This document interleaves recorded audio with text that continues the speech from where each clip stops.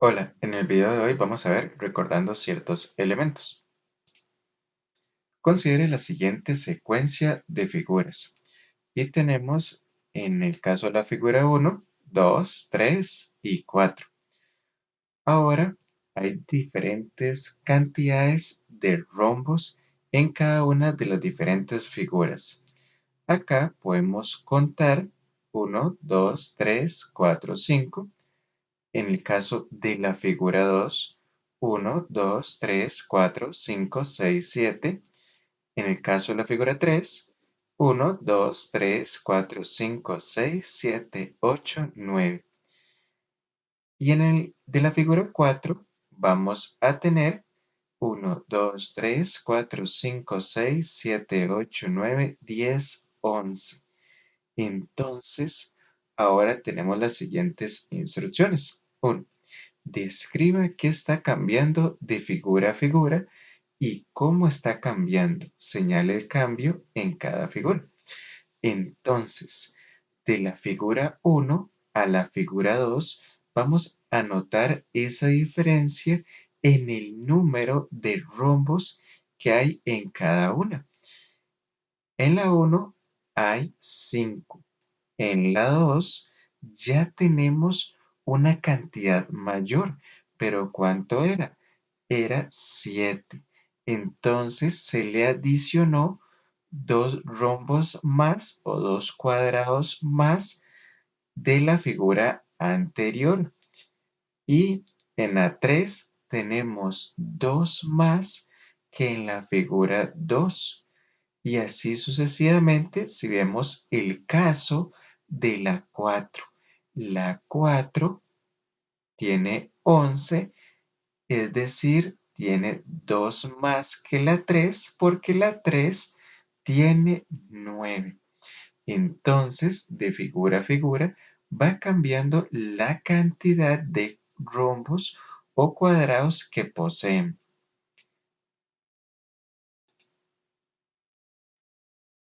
En el caso de la parte puntual 2, nos dice, halle la expresión general que permita calcular la cantidad de rombos en la figura n. Esta expresión dada corresponde a una expresión algebraica. Pero, ¿qué es una expresión algebraica? En el álgebra se caracteriza por utilizar combinaciones de números, letras y operaciones, como cuáles: suma, resta, producto, división, raíces y potencias, para representar distintas relaciones aritméticas. Dichas letras representan expresiones numéricas reales y se les conoce como variables o constantes. A esas combinaciones de números, letras y operaciones se les da el nombre de expresiones algebraicas. Entonces, ahora debemos hallar esa expresión general para la figura n. En la imagen anterior solo teníamos de la 1 hasta la 4, pero queremos saber cuántos rombos o cuadrados hay en la figura n. Entonces, para eso vamos a hallar una fórmula general para esa secuencia. Entonces, estamos viendo acá en la figura 1, 2, 3 y 4 ciertas similitudes. Entonces, vamos a determinar esas similitudes y ver, en este caso, las filas. Esta fila de acá, esta fila de acá, y así sucesivamente. Aquí, esta primer fila, tenemos 1 más 2 que tenemos encerrados acá. Pero ese 1, ¿a qué corresponde? Ese 1 corresponde al número de figura. Luego vamos a ver si se cumple esta conjetura. Acá en la figura 2 tenemos 2 del número de figura más 2 que están encerrados en este óvalo. Ahora vamos con la figura 3. 3 del número de figura más 2 dentro del óvalo. Y en la figura 4 tenemos 4 del número de figura más 2 del óvalo. Ahora vamos a revisar en este caso la fila de abajo. 1, pero aquí tenemos un cuadro o un rombo encerrado dentro del círculo o circunferencia amarilla. Entonces, acá 1 más 1. Luego, en la figura 2, 2 más 1. Y vemos lo mismo en la figura 3 y en la 4. Entonces, ¿cuál es la estrategia o una posible estrategia para determinar esa fórmula general? Es asociar el número de figura o el número de posición y ver qué similitudes se cumplen en cada una de las posiciones o figuras. Encontramos estas características 2, 1, 2, 1, 2, 1 y 2, 1. ¿Y cuál es el primer término en cada una de estas sumas? Es el número de figura respectiva. Vamos a ver ahora para la figura n. Entonces, si sumamos esas sumas respectivas de cada una de las filas, vamos a obtener 1 más 2, 3, 1 más 1, 2, y como resultado final 5. El 5 corresponde a la cantidad total de rombos o cuadrados que tiene la figura 1.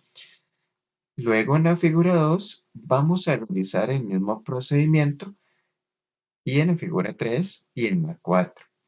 Ahora, ¿qué pasa para la figura n?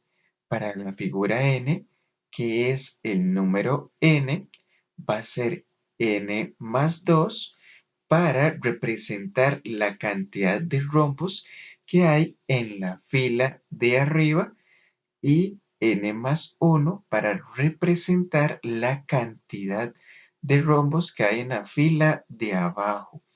Si nosotros realizamos esta suma, vamos a obtener esta expresión n más 1 más n más 2. Entonces, lo que está dentro del primer paréntesis corresponde a la cantidad de rombos que hay en la fila superior y lo que está en este caso en el paréntesis n más 2 es lo que corresponde a la fila de abajo. Entonces, ahora vamos a ver en este caso que esta suma es el total de ¿qué? De rombos que tiene esa figura. Ahora, en el ejercicio puntual número 3, estudia algunos ejemplos de expresiones algebraicas como los que se presentan a continuación, con valor absoluto, raíces, fracciones, potencias, exponenciales, logarítmicas y polinomios. Entonces, aquí tenemos en este recuadro o en esta fila algunas de estas expresiones que se mencionan anteriormente. Vamos a ver otros ejemplos que corresponden a esas expresiones. Aquí tenemos e a la n más logaritmo de n. X a la 2 más 5x. Aquí el valor absoluto de 1 menos 2a. Tenemos una expresión con radical otra con radical, pero en este radical tenemos una función trigonométrica, coseno. Luego, en el último tenemos una fracción o un cociente de esta expresión, 3 menos z, y en el denominador x más 1. Ahora tenemos otra serie de ejemplos que corresponden, de igual forma, son similares a los presentados en la fila anterior. Y finalmente esta última fila que tenemos acá, con diferentes ejemplos de lo que son expresiones algebraicas que contienen ya sea valor absoluto, raíces, fracciones, potencias, exponenciales, logarítmicas y polinomios. Ahora, en la parte 4, se presentan a continuación 4 maneras visuales de escribir qué cambia en cada figura. Compare su descripción con las siguientes propuestas. ¿Se parece a alguna? Entonces, aquí tenemos diferentes formas de asociación o de describir el comportamiento que tiene cada una de las diferentes figuras. Aquí, en esta fila, asocian en estos óvalos, acá de azul la fila superior y el rojo la fila inferior, que era similar al procedimiento que efectuamos anteriormente. Luego acá se asocia, en este caso, en el círculo rojo, 3, 3, 3 y 3. Y en este recuadro azul se va viendo la cantidad de rombos que va a ir variando acorde al número de figura. Luego, igual, aquí tenemos este, solo que es separado por lo que son las filas. Es decir, se está utilizando la estrategia de arriba y esta de acá. Luego, en esta última parte, se está asociando o se está encerrando en rojo los últimos dos, 2, 2, y se va viendo cuánto va cambiando del anterior. Es decir, vamos notando que la diferencia de rombos o cuadrados entre cada una de las figuras es de 2. Eso es lo que está encerrado en cada una de las partes rojas. Ahora, en la parte 5, cada manera de agrupar lleva a establecer una forma diferente en la expresión algebraica para determinar la cantidad de rombos en la figura N. Por ejemplo, aquí tenemos esta, que era la primera que se presentó anteriormente, fila superior, fila inferior, y tenemos esta expresión, que fue la que hallamos en la parte inicial. Ahora, en esta expresión hay 3 signos más que representan estas 3 sumas distintas. ¿Y qué suma representa cada signo? Acá, ¿verdad? Tenemos en este primer paréntesis n más 1, que corresponde a la fila inferior. Entonces, se le está sumando a la posición de la figura un cuadrado o un rombo. Es este más, se le está adicionando en la parte inferior. Este paréntesis representa esta fila. Luego tenemos este más que va a sumar o es la suma final de la cantidad de rombos que tienen las dos filas. Y este más de este segundo paréntesis es n, que es el número de figura, más 2. que corresponde a la fila superior en cada caso. Ahora, reflexionando, tenemos en el último caso que se le iban adicionando dos rombos a la cantidad de la figura anterior, tenemos esta expresión. Entonces, ¿qué representa este 2 y este 2? Este 2 representa el doble. Entonces, ¿el doble de quién? De n, el valor n, que corresponde al número de la figura. Si vemos en la figura 1, sería 2 por 1, 2, 2 rombos, pero debemos sumarle 1, ya que este paréntesis representa lo que no está encerrado en este óvalo rojo.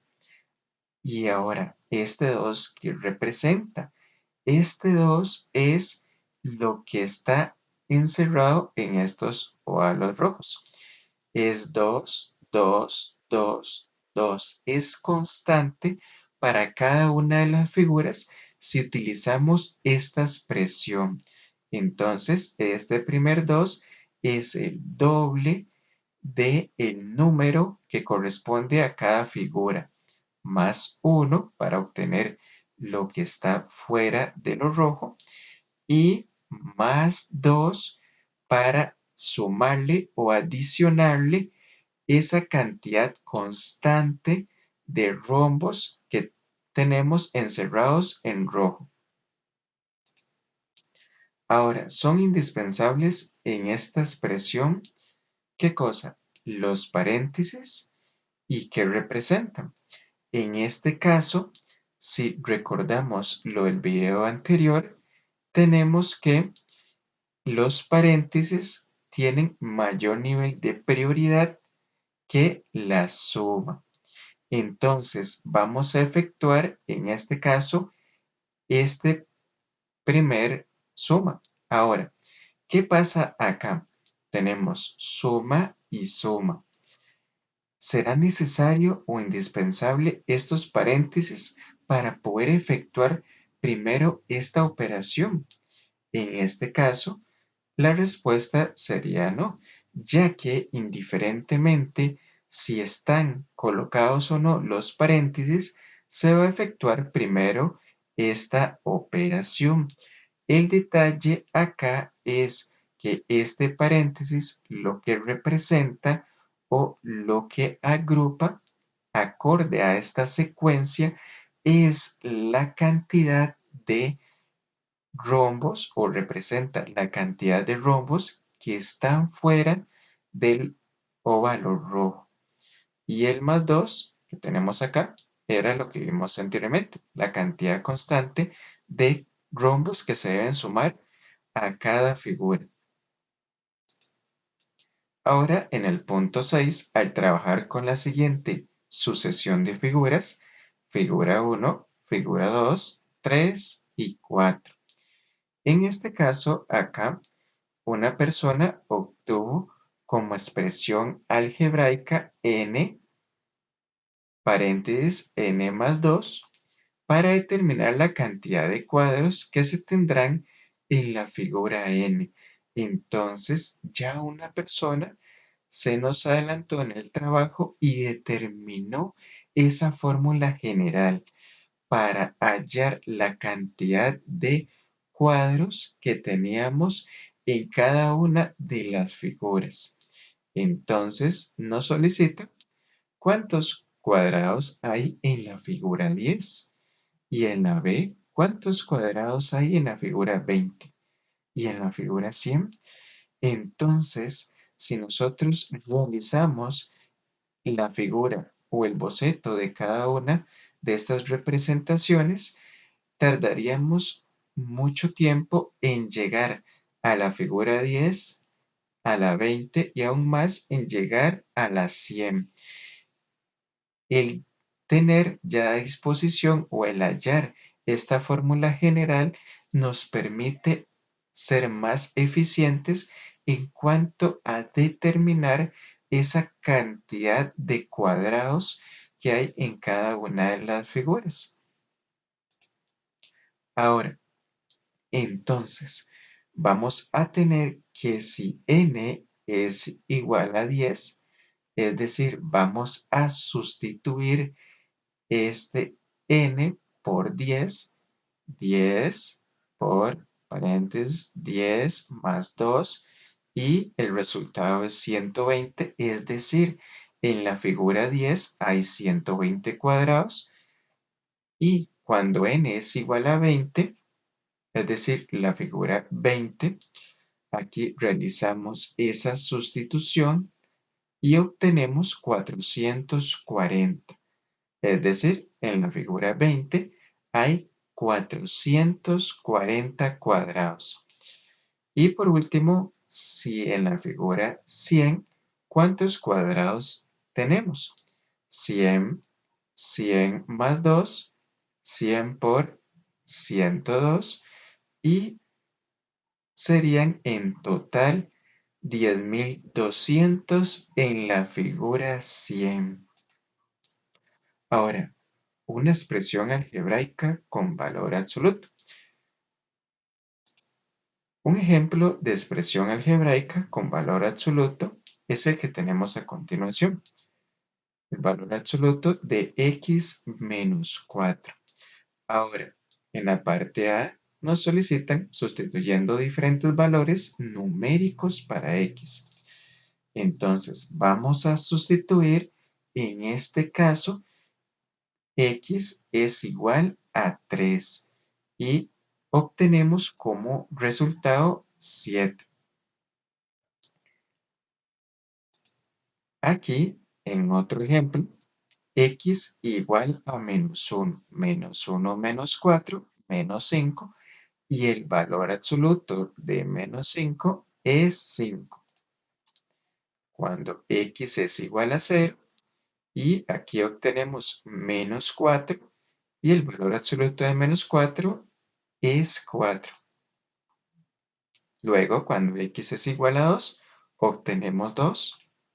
Cuando x es igual a 4, obtenemos 0, ya que 4 menos 4 es igual a 0 y el valor absoluto de 0 es 0. Ahora vamos a determinar con otros valores. X igual a 11, x igual a 9, x igual a 8, x igual a 6. Y podemos observar que el resultado de cada uno ya lo habíamos obtenido anteriormente. En este caso, cuando x es igual a menos 3 o x es igual a 11, obtenemos el mismo resultado. Igual pasa para x igual a menos 1 y x igual a 9. Obtenemos 5. X igual a 0 y x igual a 8. X igual a 2 y x igual a 6. Pero, ¿qué pasa con x igual a 4? Aquí tendríamos que sustituir nuevamente por 4 para obtener como resultado 0. Pero, ¿qué tiene en común cada uno de estos valores que sustituimos x para que nos den el mismo resultado? Si nosotros observamos detenidamente cada uno de estos valores, acá tenemos el 2 y tenemos el 6, se ubican a la misma distancia si lo vemos representado geométricamente. Es decir, tenemos de diferencia 2 unidades del 4. ¿Y por qué el 4? Ya que la operación del valor absoluto es x menos 4. Acá tenemos x igual 0, x igual 8. Tenemos 4 unidades de diferencia entre el 8 y el 4 y el 0 y el 4. Y así pasa con los demás. Entonces estamos determinando que si encontramos acá dos números que se ubican a la misma distancia, si lo vemos geométricamente, o que está en la misma diferencia entre este valor, vamos a hallar valores iguales en el resultado. Pero en este caso, ¿verdad? Según el ejemplo que tenemos. Entonces, ¿qué es x menos 4? Vamos a ver qué pasa con esta conjetura que acabamos de hallar. Entonces, ¿para qué valores numéricos el valor absoluto da como resultado 20? Vamos a probar con dos valores igual a x. Entonces, vamos a sustituir x por dos valores para determinar o probar si ese resultado es 20. Entonces, ¿qué pasa si sustituimos x igual 20 y x igual menos 20? Acá tenemos 20 menos 4 es 16. El valor absoluto de 16 es 16. Y acá menos 20 menos 4, tenemos menos 24 y el valor absoluto de menos 24 es 24. No obtuvimos el resultado deseado. Entonces, vamos a ver acá que la diferencia en este caso de este valor x igual 20, el resultado nos dio 4 unidades menor que lo deseado. Y acá, cuando sustituimos x igual 20, nos da como resultado 24, 4 unidades mayor que lo deseado, que es 20. Entonces, vamos a ver en este caso, o ya podemos conjeturar cuáles son los resultados que debemos sustituir o los valores que debemos sustituir x para obtener 20. Entonces, en este caso el 20 nos dio 4 unidades menor, debemos sumarle 4, 24 y ahora sí obtenemos 20. ¿Y qué pasa en este caso con menos 20? Vamos a utilizar aquí menos 16, es decir, 4 unidades más o 4 unidades mayor. Acá nos da como resultado 20. Ya obtuvimos o ya determinamos dos valores en los cuales este valor absoluto, al sustituir la variable x, nos da como resultado 20. Entonces, ¿qué pasa acá? ¿Qué tienen en común acá el 24 y el menos 16 que podemos observar? Está o tiene la misma diferencia con respecto al 4. Entonces, en este caso, 24 y menos 16. Ahora, ¿cómo podemos describir el comportamiento del valor absoluto?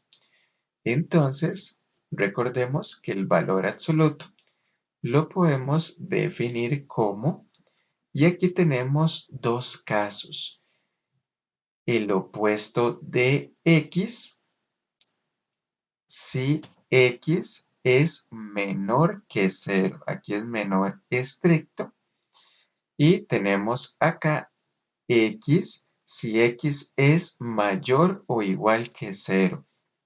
Entonces, como vemos en los ejemplos anteriores, el resultado obtenido en los diferentes casos es o cero o positivo. Entonces vamos acá a ver un ejemplo. Si nosotros utilizamos la representación de la recta numérica de los números reales, entonces aquí vemos un ejemplo. El valor absoluto lo podemos ver representado geométricamente como la distancia. Entonces, en este caso, el valor absoluto de menos 6 es igual, vemos acá que como el menos 6 es menor que 0, entonces esta definición nos dice es el opuesto de ese valor, es decir, el opuesto de menos 6. Menos 6 es igual a 6. Y ahora, ¿qué sucede en el caso de el valor absoluto de 6? Es, según la definición, es como el número 6 es mayor o igual que 0, en este caso es mayor, entonces es el mismo número, es decir, es 6. Ahora vamos a ver el valor numérico de una expresión algebraica. Para determinar el valor numérico de una expresión algebraica, lo que debemos realizar es la sustitución en la expresión algebraica correspondiente de el valor al que debemos sustituir la variable o las variables. Entonces vamos a proceder primero con esta columna. Aquí tenemos e a la x más logaritmo de x y al sustituir en los diferentes valores obtenemos estos resultados. ¿Qué sucede en estos espacios o celdas que no tenemos un valor, sino que tenemos estas rayitas? Lo que sucede acá es que al sustituir x en el caso de la función logaritmo, por un número negativo 0 no está definido. Entonces, su argumento debe colocarse o eh, tiene, para que esté definido, ser un número positivo. Ahora, vamos a ver acá, en este caso, del polinomio, esta expresión y tenemos estos valores respectivamente. Luego, en el caso del valor absoluto, este de acá, vamos a sustituirlo y luego tenemos esta raíz y al sustituirlo obtenemos estos valores.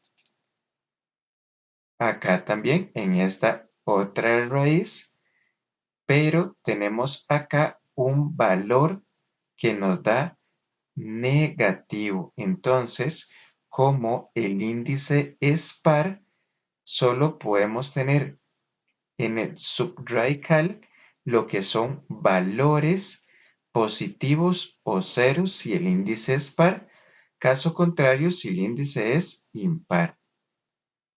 Y acá, en esta expresión algebraica, en el denominador debemos tener presente que en el caso de x igual menos 1, vamos a obtener en el denominador 0 y la división entre 0 no está definida.